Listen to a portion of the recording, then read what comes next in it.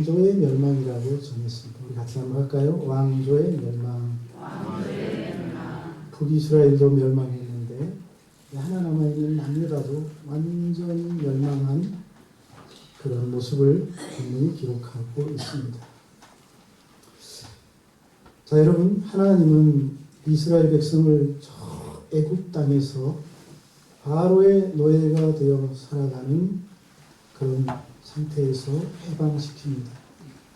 그리고 모세를 통해 홍해를 건너 광야를 지나 그리고 여호수아를 통해 가나안 땅에 들어가서 그 땅을 정복하고 정착하게 하셨죠.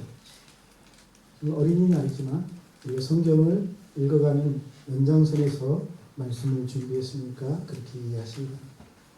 자, 그런데 중요한 것은 그 모든 여정 내내 하나님이 그들과 함께 계셨고 하나님이 친히 그들을 다스리셨습니다. 그래서 보이지 않는 살아계신 하나님이 사실은 그들의 왕이셨습니다. 가나안 땅에 정착한 이후에도 이스라엘은 다른 민족들과는 달리 인간 왕이 아닌 하나님이 통치하시는 신정 국가로 남아 있었습니다. 그리고 이 신정 체제는 무려 400여 년이 이어집니다.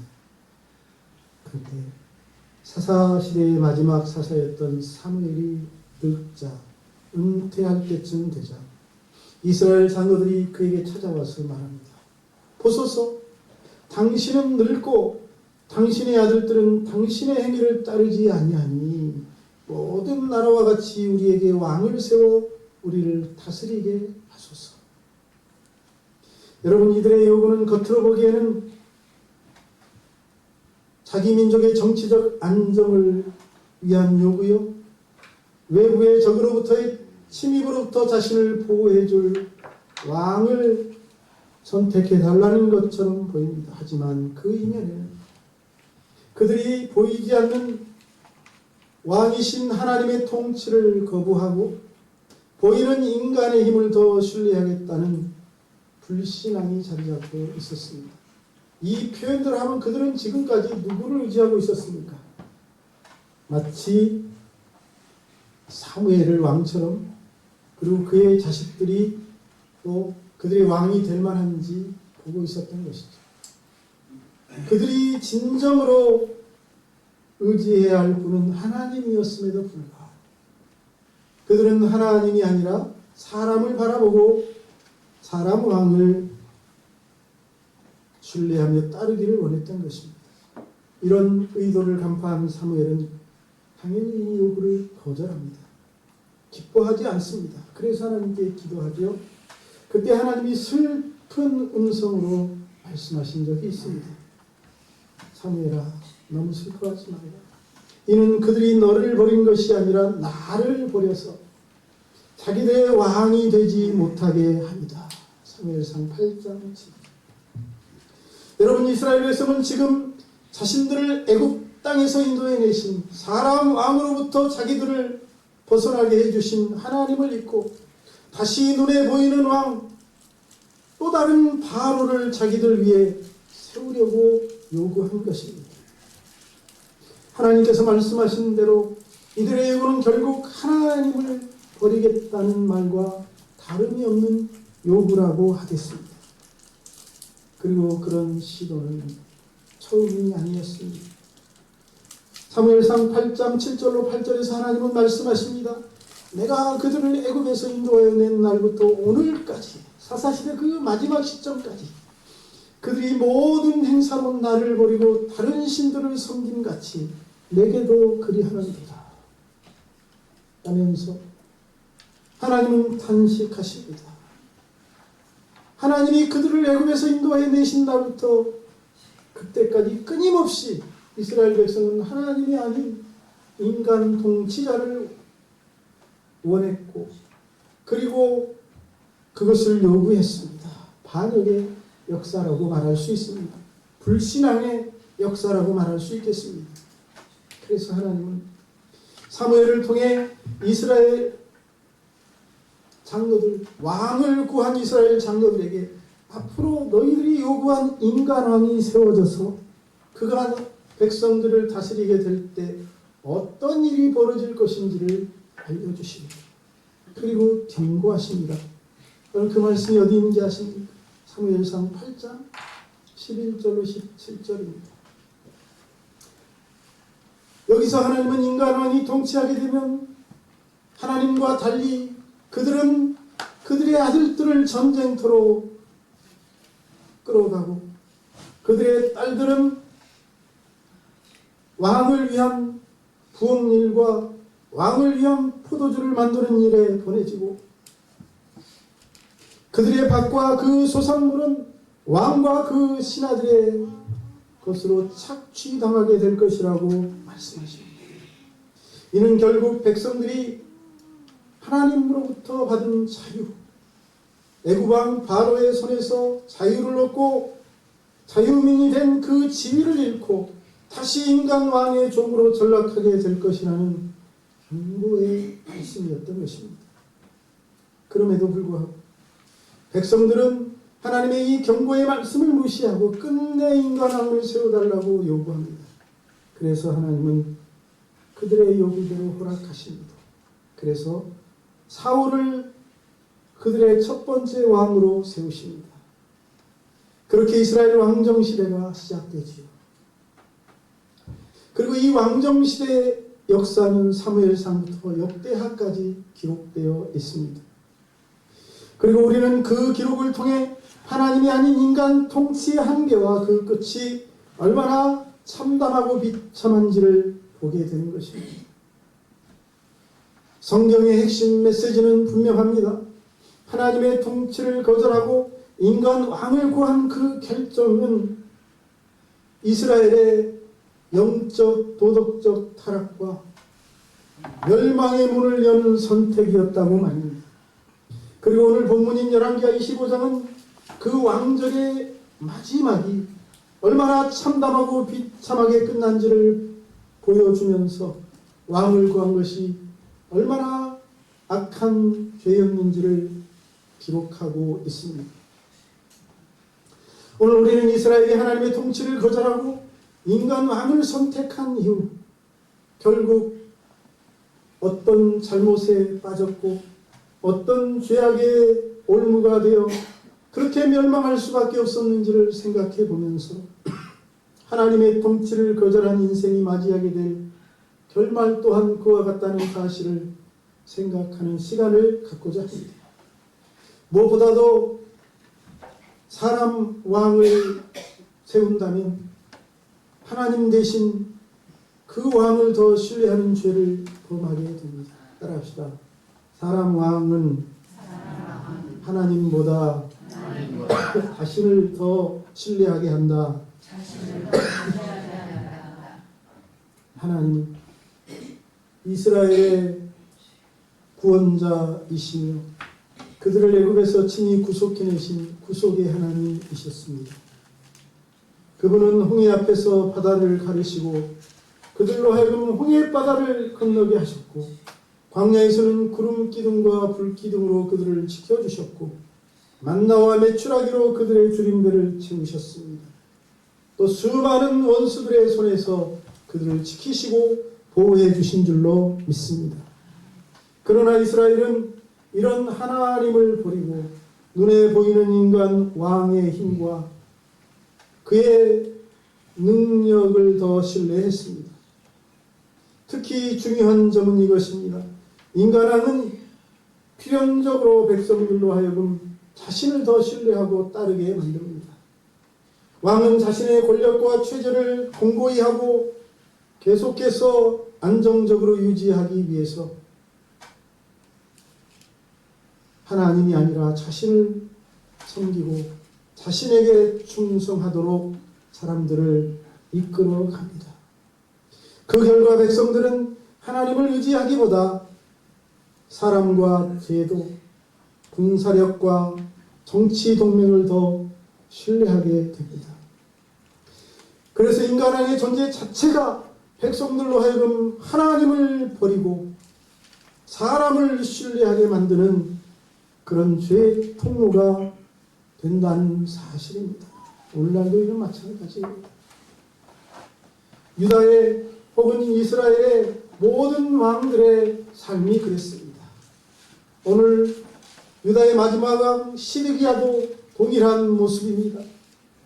하나님은 예레미야 선지자를 통해 분명한 말씀을 주셨지만 시드기야는 그 말씀을 무시하고 애국과 동맹을 시도합니다. 하나님을 의지하면 하나님이 지켜주시고 건져주실 것이라고 말했지만 시드기야는 그 예레미야의 말을 묵살하고 애국과의 동맹을 통해 나라의 안정을 꾀합니다. 그가 의지한 것은 하나님에 대한 믿음과 신뢰가 아니라 그래서 철저하게 인간적인 계산과 자구책이었습니다. 하지만 그가 그토록 열심히 공들여 맺었던 동맹은 위기 때 아무런 힘이 되지 못했습니다. 그를 지켜주지 못했습니다. 예루살렘은 결국 바벨론에게 포위당하고 함락되었습니다. 백성들은 뿔뿔이 흩어지고 맙니다. 그래서 성경은 우리에게 이렇게 교훈합니다. 너는 마음을 다하여 여호와를 신뢰하고 내 명철을 의지하지 말라.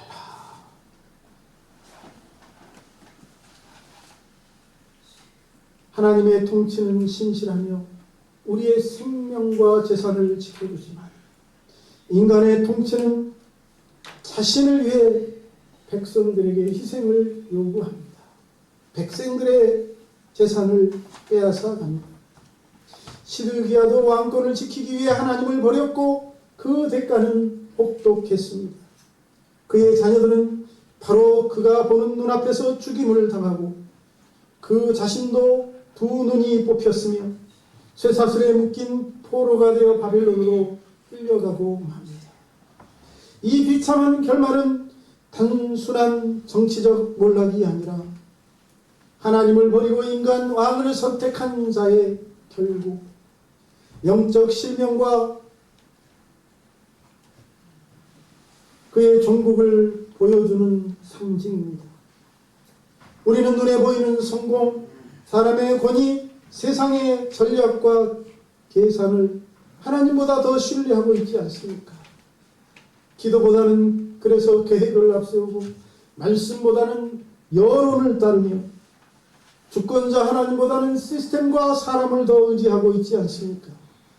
만약 그렇다면 우리 역시 이미 시드기야가 걸었던 길, 이스라엘의 유다의 열왕들이 걸어갔던 그 길을 걷고 있는 것입니다. 하나님 없이 사는 인생, 하나님을 왕으로 섬기지 않고 사람을 왕으로 섬기는 사람의 결국은 눈이 뽑히고 결국 패망하여 포로로 끌려가게 된다는 사실을 우리가 잊지 않았으면 좋겠습니다. 그러므로 저와 여러분이 사람이 아니라 하나님을 나의 왕으로 섬기고 그분을 내 삶의 주인으로 모실 수 있기를 권면합니다. 다음으로 인간 왕이 세워지면 하나님이 아닌 우상을 섬기게 합니다. 백성들로 하여금 하나님이 아닌 우상을 섬기는 죄에 빠지게 한다는 뜻입니다. 이러한 기설을 읽다 보면 반복해서 나타나는 문장이 있습니다. 그가 여호와 보시기에 정직히 행했는가 행하지 않았는가. 이 질문이 왕들의 성공과 실패를 선왕인지 악한 왕인지를 평가하는 질문입니다.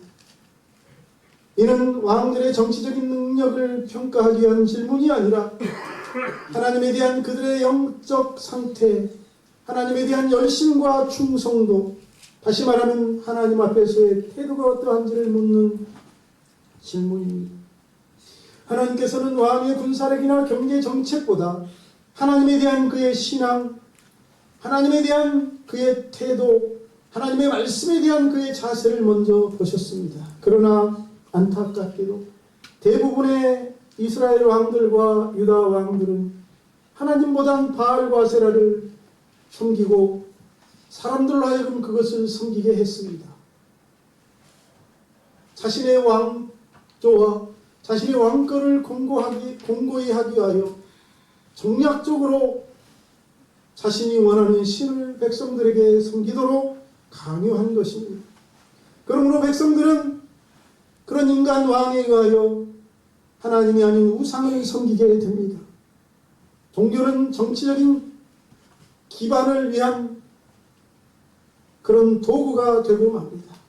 그 결과 백성들은 형식만 남는 하나님의 사랑, 생명 없는 예배에 길들여지고 하나님의 이름은 점점 그들의 삶 속에서 사라져 가고 맙니다.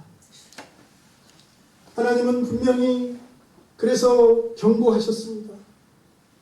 솔로몬이 성전을 지었을 때 그에게 주신 말씀이 이것입니다. 그들이 그들의 조상들을 애굽 땅에서 인도하여 내신 그들의 하나님 여호와를 버리고 다른 신들을 따라가서 그를 경배하여 섬김으로 여호와께서 이 모든 재앙을 그들에게 내리심이라 하리라. 이방인들이 남유다와 북이스라엘의 멸망 모습을 보고 이게 웬일인지 무엇 때문에 이렇게 되었는지 물을 때 그들이 하나님 섬김을 버리고 우상을 섬겼기 때문이라고 할 것이라고 그런 말씀입니다. 그렇습니다. 하나님을 버리고 다른 신을 섬기면 하나님께 버림을 받습니다. 그의 결국은 패망이요 멸망인 줄로 믿습니다. 하나님은 우리가 하나님만 섬기기를 원하십니다. 하나님 아닌 다른 것들을 숭배하는 것을 기뻐하지 않으십니다. 또한 하나님은 우리가 드리는 예배, 영과 진리로 드리는 예배를 받으시기를 원하십니다. 하나님의 임재는 거룩한 산 위에 말씀을 중심으로 세워진 공동체 위에 임하십니다. 거룩한 삶이 아니고 하나님의 말씀에 세워지지 않는 공동체 위에는 하나님의 임재가 없습니다. 하나님의 영이 임하지 않습니다.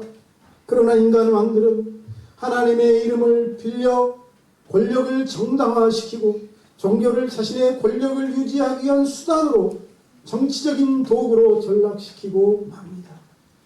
그 결과 예배는 본질을 잃고 성전은 무너졌으며 하나님의 임재는 그들 가운데서 떠나가고 말았습니다. 이것은 그래서 성전의 붕괴가 아닙니다. 하나님을 잊고 우상을 섬긴 공동체의 영적 타락, 그것을 보여주는 것입니다. 여러분, 오늘 우리는 어떤 모습으로 살아가고 있습니까? 우리도 형식적으로 예배하며 하나님을, 교회를 나 자신을 위해 이용하고 살아가는 사람은 아닙니까? 우리도 예배를 행사로 만들고 교회를 단지 나 자신의 성공을 위한 발판으로 여기며 살아가고 있지 않느냐는 말입니다. 하나님보다는 성공과 인기, 사람들의 인정을 더 추구하고 말씀보다는 사람의 말, 어떤 프로그램, 분위기에 더 의지하고 있지 않습니까? 하나님 없는 예배는 무너지게 되어 있습니다. 하나님 없는 삶은 결국 패망하게 되어 있습니다.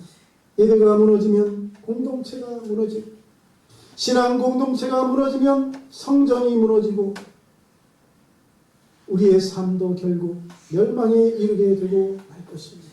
그러므로 사람 왕에게 속아서 하나님 아닌 것들을 음란하게 섬기는 삶을 살지 마시고 하나님만 섬기며 하나님을 나의 삶의 주인으로 모시고 살아가는 저와 여러분, 그래서 복을 받고 하나님 영광 드러내는 성도들이 되시기를 주의 이름으로 축원합니다.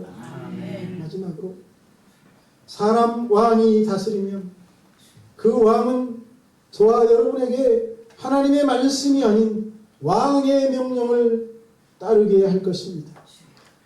하나님의 말씀이 아닌 왕의 명령을 따르는 죄에 빠지게 할 것이라는 말입니다. 하나님께서 이스라엘을 하나님의 백성으로 택하신 분명한 이유 가운데 하나님, 그들이 하나님의 계명과 율례와 법도를 지키며 하나님의 말씀대로 공의롭고 정의로운 나라 만들기를 원하셨기 때문입니다. 하나님이 아브라함을 하나님의 자녀, 믿음의 조상으로 선택하신 이후에 그에게 하신 말씀이 이것입니다. 내가 그런 그 자식과 건속에게 명하여 여호와의 도를 지켜. 뭘 지켜요? 여호와의 도를 지켜. 하나님의 말씀을 지켜. 그런 뜻입니다. 공의와 정의를 행하게 하려고 그를 택하였나니 이는 나 여호와가 아브라함에게 대하여 말한 일을 이루려 함이라고 말하고 있습니다. 그렇습니다. 하나님의 나라는 하나님의 말씀 위에 세워지는 나라입니다. 하나님의 나라는 하나님이 원하시는 공의와 정의를 말씀을 따라 실현하는 나라입니다. 하나님의 나라는 힘있는 자라고 죄가 없어지는 그런 나라가 아닙니다. 약자라고 무시받는 나라가 아닙니다. 억눌린 자를 돌보고 고아와 과부들의 억울함을 풀어주고 성문 밖에 재판 자리에서 진리가 흐르게 하는 나라인 것입니다. 하나님의 말씀이 언제나 살아 숨쉬는 나라, 하나님의 말씀을 따라 정의와 공의가 넘쳐나는 나라를 하나님이 바라십니다. 그런데 여러분, 인간 왕이 다스리면 어떻게 될까요? 그런 하나님의 나라는 사라지고 말 것입니다. 하나님의 나라에 대한 그런 이상은 이루어지지 못할 것입니다. 왕은 자신의 권력을 유지하기 위하여 정의를 짓밟습니다. 법을 왜곡합니다. 자신을 위해서 약한 사람들을 짓밟습니다. 부와 특권을 가까운 신하들과 나누어 갔습니다. 그래서 백성들은 점점 피폐해지고 성문 앞에 재판은 돈과 권력으로 기울어지고 맙니다. 그 나라에서 고아는 외면당하고 과부는 침묵을 강요당하며 억울한 사람들은 그저 눈물만 흘리고 탄식할 뿐입니다. 호세아 선지자는 그렇게 된 유다의 현실을 가슴 아프게 탄식하며 외쳤습니다. 너희가 자기를 위하여 공의를 심고 인애를 거두라. 너희 묵은 땅을 기경하라. 지금이 곧 여호와를 찾을 때니 마침내 여호와께서 오사 공의를 비처럼 너희에게 내리시리라. 너희는 악을 닦아라. 죄를 거두고 거짓 열매를 맺었나니 이는 내가 내 길과 내 용사의 많음을 의뢰하였습니다. 권력자가 자신의 권력과 자신의 많은 군대를 의지하고 백성들을 가볍게 여기고 학대하며 짓밟고 빼앗는 착취하는 그런 모습을 바라보며 지금이라도 돌아서라고 외치는 경고의 말씀인 것입니다. 여러분, 하나님의 말씀은 신앙 공동체를 세우는 기준입니다. 인간의 말이 아니라, 왕의 말이 아니라 하나님의 말씀이 믿음의 공동체를 세우고 우리의 삶의 생명을 불어넣는 말씀인 줄로 믿습니다. 왕의 명령은 자신의 생명과 권력을 지키는 수단이 되고 그 명령을 따르기 위해 백성들은 결국 하나님의 말씀을 저버리고 그 뜻에서 벗어나게 되고 맙니다. 하나님은 정의 위에 나라를 세우시지만 인간왕은 탐욕과 이익 위에 나라를 세웁니다. 하나님의 통치는 흔들리지 않지만 그래서 인간의 통치는 결국 모래 위에 세워진 집처럼 무너지고 맙니다. 어떤 사람이 대통령이 되면 이런 나라를 만들 수 있을까요? 만들 수 없습니다. 다 똑같습니다, 여러분. 그래서 오늘 우리는 이 질문을 던져야 합니다. 지금 나는 하나님의 말씀을 따르는 사람인가? 아니면 사람의 말과 권력자의 명령, 세상의 논리를 추종하는 사람인가? 나는 하나님의 말씀 위에서 그 말씀을 붙들고 살아가는 사람인가? 내 가정과 내 삶은 하나님의 말씀 위에 세워져 있는가? 하나님의 말씀 위에 세워진 가정과 교회, 나라는 결코 흔들리지 않지만 사람의 권위와 이해관계 속에서 세워진 체제는 반드시 문제를 일으키고 무너지게 되어 있습니다. 이스라엘의 멸망은 그래서 단지 군사력이 약해서 외교력이 부족해서 패망한 것이 아니라 하나님의 말씀을 버리고 왕이신 하나님을 몰아내고 인간왕을 세운 결과 나타난 것입니다. 그래서 오늘 우리가 읽었던 본문은 그 인간왕을 세운 그 결과가 무엇인지를 담담히 진술하고 있습니다. 그러므로 저와 여러분이 하나님의 말씀이 아닌 사람의 말을 따르는 죄에 빠지지 않도록 경계할 수 있기를 주의 이름으로 권면합니다. 이스라엘은 하나님을 거절하고 인간 왕을 달라고 요구했습니다. 그 요구는 단순한 정치적 변화, 더 열린 세상, 더불어 사는 세상을 위한 변화가 아니라 하나님의 통치를 거부한 신앙의 반역이라고 하겠습니다. 그리고 그 결과는 어땠습니까? 참담하게 끝나고 맙니다. 그들은 영적 타락에 빠졌고 도덕적으로 실패하게 되었으며 결국 역사 속에서 멸망하여 사라지고 맙니다.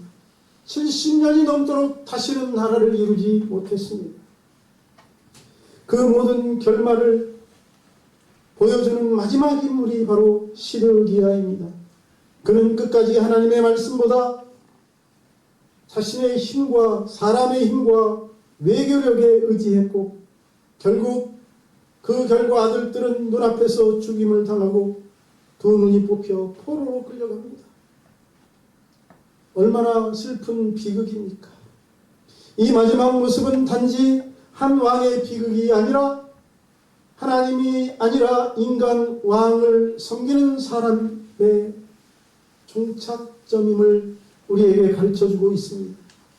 하나님 없이 사는 사람은 결국 눈이 뽑히고 바벨론의 포로가 되어 끌려가게 된다는 사실을 우리가 잊지 말아야 하겠습니다. 그럼 우리 성도님들은 사람 왕이 아니라 하나님을 자신의 왕으로 섬기며 나아가는 성도들이 다 되시기를 축복합니다. 오늘 이 시드기야의 마지막 장면은 우리에게 창세기 11장의 바벨탑 사건을 떠올리게 합니다. 바벨탑에서 사람들은 자 우리가 우리를 위하여 도시와 탑을 세우고 하늘에 닿게 하여 우리의 이름을 내자라고 말하는 이 창세기 11장 바벨탑 사건은 바벨론에 대한 상징이요 은유입니다. 영원한 제국, 무너지지 않는 제국, 세계를 지배하는 흔들리지 않는 제국을 세우고자 하는 시도가 바벨론에서 일어났습니다. 단순한 탑에 대한 이야기가 아닙니다. 바벨론이라는 나라를 언급하면 당장 끌어다가 처형당하니 탑 이야기로 족보 사이에 집어넣어서 이스라엘 사람들은 알아들을 수 있는 언어로 바벨론은 멸망하고 무너질 것이라는 것을 선언하고 있는 것이 바벨탑 사건입니다. 여러분, 하나님을 왕으로 섬기지 않고 사람의 능력으로 나라를 견고하고 무너지지 않는 제국을 만들려고 했던 시도는 어떻습니까? 그 결과는 어떻게 끝난다고 바벨탑 사건이 말하고 있습니까? 혼란, 바벨이죠. 그리고 흩어짐입니다. 하나님 없는 계획은, 하나님을 왕으로 섬기지 않는 인생은 오래가지 못하고 무너집니다. 그리고 그 예언 그대로 바벨론은 패망하고 말았습니다.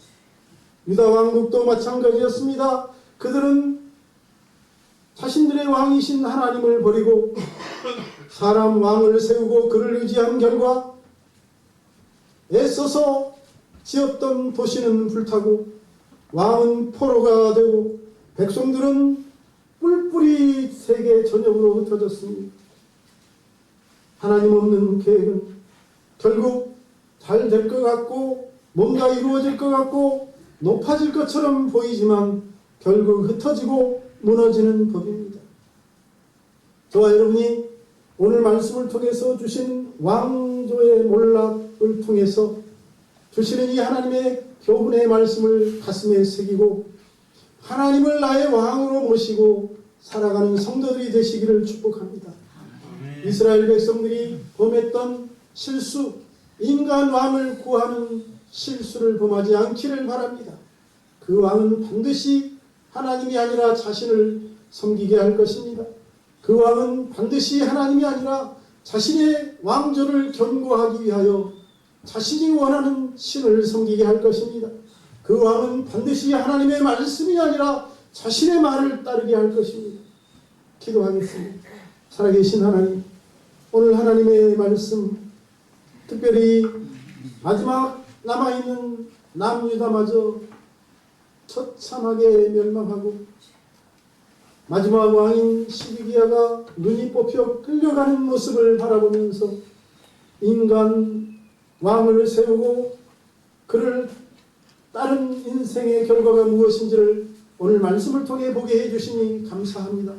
우리 모두가 이 말씀 앞에 진지하게 서게 하여 주시고 내 삶의 중심에 사람이 아니라 하나님을 진정으로 왕으로 모시고 하나님의 음성에 순종하며 그 말씀을 따라 살아갈 수 있도록 인도하여 주옵소서. 그것이 성공의 길이요, 그것이 축복의 길이요, 그것이 생명의 길임을 깨닫게 하여 주옵소서. 예수님의 이름으로 기도하옵나이다.